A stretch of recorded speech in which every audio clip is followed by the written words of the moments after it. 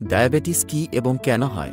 Diabetes এক ধরনের metabolic disorder. এক্ষেত্রে শরীর পর্যাপ্ত ইনসুলিন উৎপাদন ও তা ব্যবহার করতে পারে না। অনেকের ক্ষেত্রে ইনসুলিন একেবারেই নষ্ট হয়ে যায়। যে কোনো খাবার খাওয়া পর আমাদের শরীর সেই খাদ্যের শর্করাকে ভেঙে চিনিতে রূপান্তরিত করে। অগ্ন্যাশয় থেকে ইনসুলিন নামে যে হরমোন নিঃসৃত হয় তা শরীরের কোষগুলোকে নির্দেশ দেয় চিনিকে গ্রহণ করার জন্য।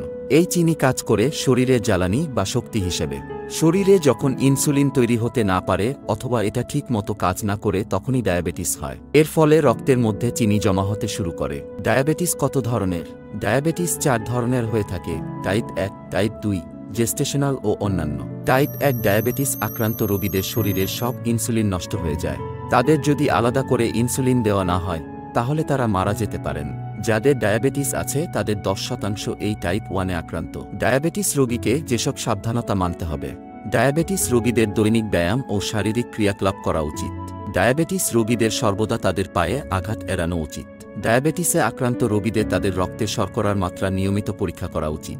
অতিরিক্ত তেল ও মশলাজাতীয় খাবার এড়িয়ে চলুন ও প্রতিদিন পুষ্টিকর খাবার খান। শাকসবজি, ফল, বিনস ও মোটা দানার খাদ্যশস্য বেশি খেতে হবে।